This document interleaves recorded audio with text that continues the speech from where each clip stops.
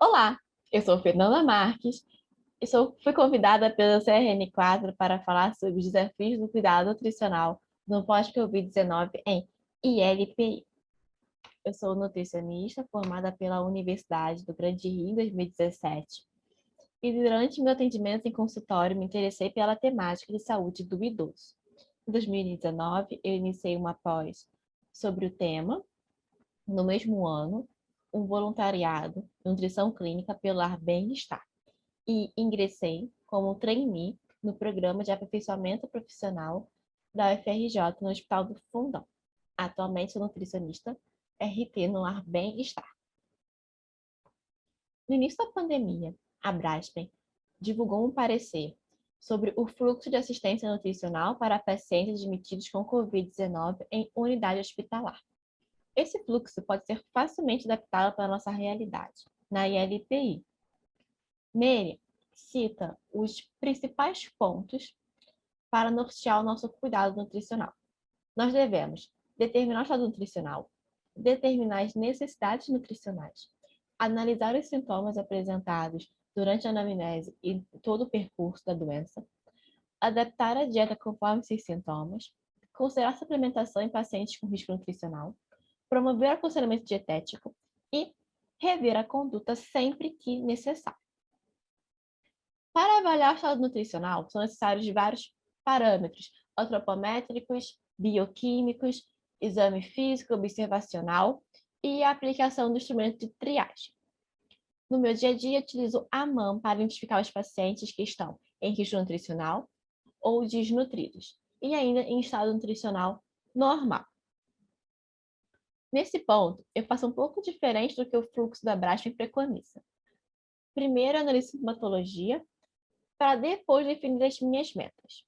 Nesse esquema, nós podemos ver a quantidade de sintomas que aparecem de forma simultânea no percurso da Covid-19 no paciente infectado, como, por exemplo, a tosse, a garganta seca, a anosmia, a disgeusia, a anorexia e a náusea, que vão diminuir a aceitação desse paciente. A hipóxia, vômito e diarreia vão atuar de forma negativa na absorção dos nutrientes, além de também potencializar a baixa aceitação. Também temos que estar atentos na presença da febre, porque ela irá aumentar o gasto calórico. Temos que ter em mente também que todos esses processos irão acelerar a sarcopenia, que já é inerente da idade e acontece a partir da 4ª década de vida. Também temos que ter atenção que a sarcopenia estará acelerada não apenas nos idosos acometidos pela Covid, mas também nos idosos que estão em quarentena, devido à inatividade física e também à alteração da alimentação devido ao estresse e ansiedade causado pelo momento que vivemos. Também temos que saber que a sarcopenia irá levar ao aumento de quedas e fraturas, perda de independência, declínio cognitivo, depressão e, com isso, diminuir a qualidade de vida dos idosos. Após estudarmos e entendermos a sintomatologia, chegou a hora de definirmos nossa conduta dietoterápica. Iremos iniciar pela definição da consistência. O idoso tem condição de se alimentar na consciência atual? Não é o caso de repente, evoluir essa consistência de acordo com alguns sintomas, como a tosse, a dispneia e a fadiga? É um caso a ser avaliado. Em seguida, iremos definir nossas metas. É indicado uma meta calórica de 27 a 30 quilocalorias por quilograma de peso dia, podendo chegar até 35 quilocalorias por quilograma de peso em casos mais agudos. Das proteínas, é indicado de 1,2 a 1,5 grama de proteína por quilograma de peso dia para a manutenção de massa muscular, podendo chegar até 2 gramas de proteína por quilograma de peso dia nos casos mais agudos. Lembrando sempre da importância da oferta de uma proteína de alto valor biológico rica em leucina, que é facilmente encontrada em alimentos como queijos e iogurtes. A oferta de uma ceia hiperproteica também tem se mostrado importante na prevenção de sarcopenia. Lembrando também que altas doses de proteína não têm se mostrado prejudicial na função renal de idosos. Porém, temos que ter atenção a idosos que já possuem alguma doença renal. Nesses, a oferta proteica tem que ser avaliada conforme a sua taxa de filtração glomerular. Da hidratação, é recomendado 35 ml por quilograma dia. Temos que ter uma atenção especial nos idosos que fazem uso de espessante, porque esses possuem geralmente uma baixa ingestão hídrica. Esse foi um dos pontos mais difíceis na minha conduta na ILPI, porque os idosos naturalmente já têm uma baixa ingestão hídrica. Nesses casos foram ofertados suco, água saborizada, chás, sempre mudando o sabor para não fadigar esse paladar. Também na Copa foi disponibilizado um esquema com todos os quartos, nomes dos residentes e os itens que eles mais se agradavam em beber, o sabor do suco, o sabor do chá, para aumentar essa ingestão hídrica. Também temos que avaliar a necessidade de uma suplementação oral.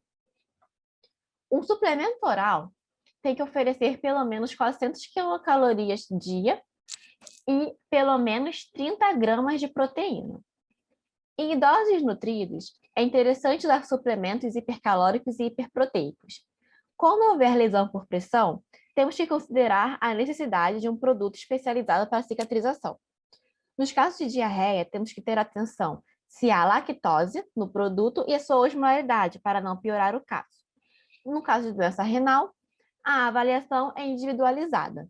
Na minha prática, nos idosos que foram infectados por Covid, iniciei a terapia nutricional de suplementação logo no primeiro dia, porque já apresentava um risco nutricional. Eu não aguardei 3 dias de baixa ingestão para só ir iniciar a suplementação. E eu mantive ela por 1 mês após o fim dos sintomas, avaliando sempre periodicamente para reavaliar a necessidade de voltar com esse suplemento. E também temos que fazer as orientações conforme os sintomas para fazer o manejo deles. Em alguns casos, mesmo com a suplementação, é necessário aumentar a caloria para alcançar as metas. Isso também pode acontecer em casos de idosos que não têm condições de adquirir esse suplemento. E temos algumas formas simples de aumentar esse teor calórico. Podemos acrescentar azeite, óleo vegetal, creme de leite ou gema de ovo nas sopas, purês e mingaus. Nos mingaus e vitaminas, acrescentar farinhas para aumentar o teor calórico. Nas sopas, variar os vegetais, adicionar macarrão, carne, frango e ovo. E na refeição já pronta, adicionar óleo vegetal, como azeite de oliva, óleo de soja, milho, canola ou girassol. No meu residencial, nós adicionamos azeite. Nós liberamos 2 a 3 sachês de azeite por refeição, para aumentar o teor calórico. Também podemos fazer sucos compostos com 2 frutas ou uma fruta e um vegetal. E nos pães adicionar queijo, requeijão, geleia. E nas frutas acrescentar mel. E também temos as orientações para os manejos dos principais sintomas. Em enjoos e vômitos, nós devemos fracionar as refeições e diminuir o volume, orientar a não deitar após as refeições, ofertar os alimentos tolerados pelo idoso,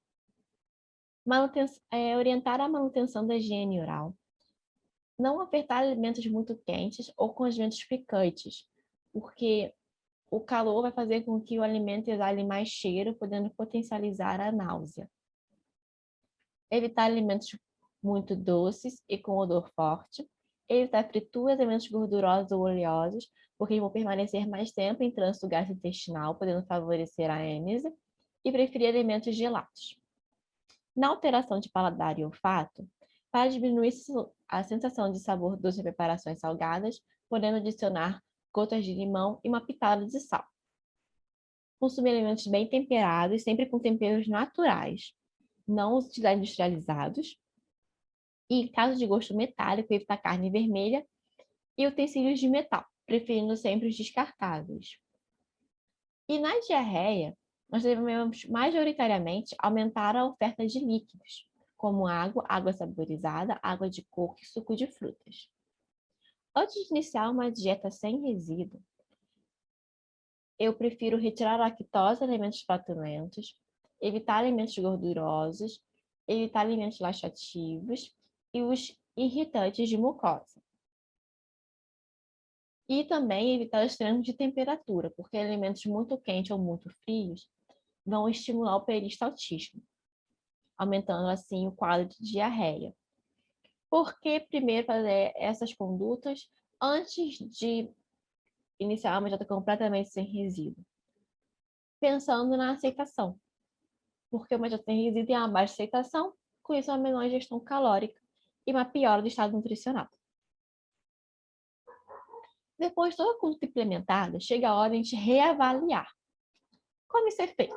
Através de antropometria, quando possível, a avaliação de perímetro de panturrilha para poder avaliar a massa muscular, a avaliação de peso e a avaliação de ingestão. Nós temos essa tabela, esse recurso de consumo alimentar, de avaliação de consumo alimentar, que tem todas as refeições do dia e o percentual de aceitação, de 0% a 100%. Quando utilizamos esse recurso, temos que ter em mente 3 coisas. Avaliar o que come, quando come e quando come. O que come? Ok. Imaginamos que o idoso almoçou e teve 75% de aceitação. Ele aceitou o quê? A salada e o arroz? A salada de legumes?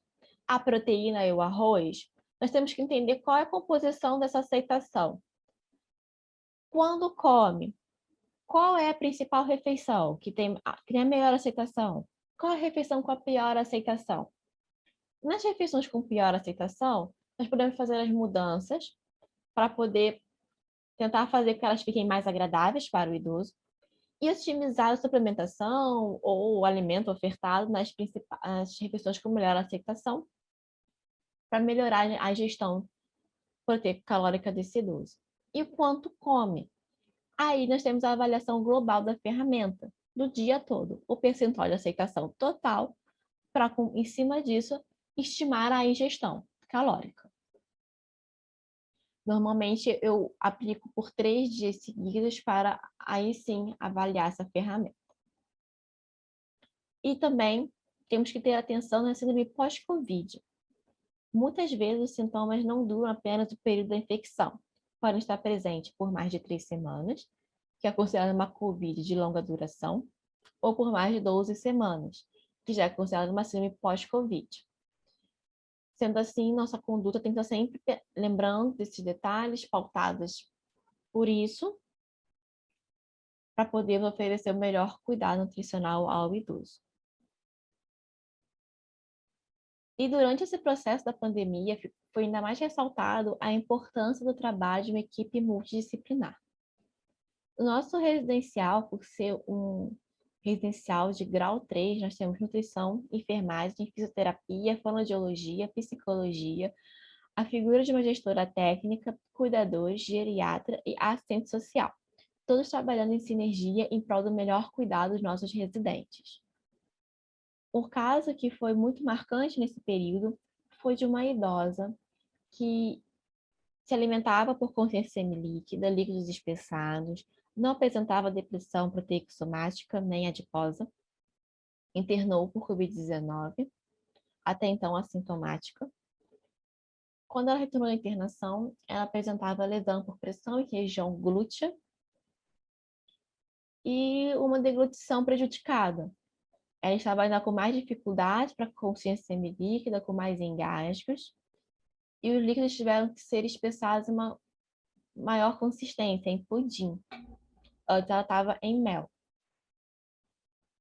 Numa conversa com a equipe, nós até pensamos em confeccionar uma gastrostomia, tamanha dificuldade da alimentação e hidratação. Porém, com a potencialização do trabalho da fome, a nutrição, com estratégias de fracionamento da refeição, ofertar os alimentos preferidos pela idosa e suplementação nutricional, junto com fisioterapia, enfermagem e demais profissionais da equipe, conseguimos restabelecer o estado nutricional dessa idosa e a deglutição. com a cicatrização da lesão e nós conseguimos retomar ao padrão de deglutição anterior à internação, em semi-líquida e líquidos espessados em mel. E também lançamos mão da comfort food, que é um termo que surgiu nos anos 90, um pouco tímido ainda no Brasil, e por mais que nós já tivéssemos o cuidado de perguntar aos idosos, de implementar sempre as sugestões dele, que eles mais gostavam, isso se tornou mais urgente nessa pandemia, tendo em vista o isolamento social. Aqui nas imagens podemos ver na primeira um gefilte fish, um prato típico da cultura judaica, comido em épocas de celebração. Na segunda é um quibe de carne, que foi oferecido no lanche da tarde, no dia de jogos. Afinal, quem não gosta de sair para jogar com os amigos e comer um petisco? Também tivemos o dia da pizza, com refrigerante. E aqui nós temos duas celebrações, que a primeira é um aniversário, onde a família trouxe uma bacalhoada, que é um prato muito querido por esse idoso. Nós sempre incentivamos a família a trazer os alimentos preferidos, nós nos organizamos para conseguir ofertar, armazenar. E na segunda, uma celebração de Pêssar, no início desse ano, em que nós reabrimos nosso refeitório para essa data especial, porque na cultura judaica é muito importante a tradição de sentar à mesa com a família, de celebrar. Mas devido às condições impostas pelo Covid, nós fizemos apenas com os idosos mais independentes para poder diminuir o número de pessoas dentro do refeitório. Pois quanto mais independente, menos cuidadores serão necessários estar circulando dentro do refeitório nesse horário. Falando de refeitório, como ele continua fechado, as refeições são distribuídas, são levadas ao quarto no horário do almoço e jantar, além das demais refeições. Aqui nós podemos ver as bandejas e que a gente fez umas plaquinhas com os nomes dos idosos e os quartos para evitar troca de bandejas e, portanto, consistências, né, e de condutas no horário das distribuições. E nós também aplicamos o conceito de comfort food, que é manter esse calor humano e que eles estão sendo vistos e lembrados. Por isso, nós periodicamente mandamos bilhetinhos com mensagens nas refeições. Atualmente estamos ensaiando um novo normal, testando uma reabertura de refeitório, apenas com idosos mais independentes, distanciamento, muita máscara e álcool em gel. Com o fechamento do refeitório, foi questionado como nós conseguiríamos manter a independência e autonomia dos idosos em relação às suas escolhas alimentares. Com isso, foi criada a comanda de pedido de refeição. Diariamente é passado o cardápio do dia, junto com a comanda, que é onde serão marcadas as opções que os idosos estão escolhendo para suas refeições. Nessa imagem, nós podemos ver um pouco mais de perto. A comanda é composta pelo nome, o tipo da dieta, separado almoço e jantar, e as opções de proteína, acompanhamento, legume e salada. E que é diferente para cada consistência para evitar erros de porcionamento. E recentemente uma das idosas se ofereceu para fazer esse trabalho voluntário de perguntar o cardápio.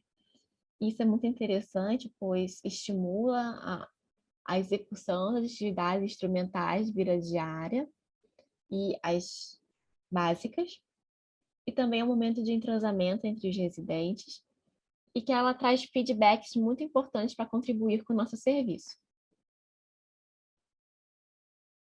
E aqui estou mostrando para vocês os EPIs que nós utilizamos atualmente na nossa cozinha, com a nossa equipe, que é a máscara e o face shield.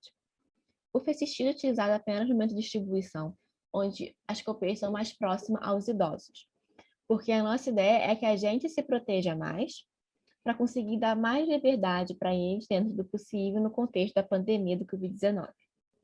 E também tendo em vista que nem toda a nossa equipe está vacinada. Eu tenho expectativas otimistas para o futuro, porque nesse momento tivemos a oportunidade, em meio ao caos, de ter um olhar reflexivo sobre o nosso serviço e de como isso afeta a vida dos nossos idosos, não apenas o mecânico de servir uma comida nutricionalmente equilibrada e segura conforme os padrões sanitários. Não apenas avaliar a ingestão bisantropométricas. Tivemos a chance de construir um serviço melhor para os idosos e junto com os idosos, de ver nossas lacunas e preenchê-las de forma a tornar nosso serviço mais forte e unido. Essas mudanças foram profundas e que nos reestruturaram como pessoa, como profissional e como equipe. Obrigada, CRN4, pelo convite e obrigada a você que assistiu até aqui. Tchau, tchau.